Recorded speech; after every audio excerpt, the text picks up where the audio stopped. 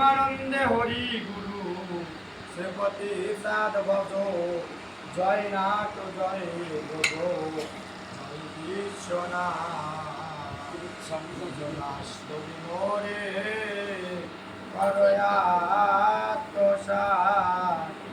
ভক্ত শ্রী হরিপাল উপাখ্যান কয়ার গোলক পালের পুত্র হরিপাল নামে যশোর অধীনে সব পুর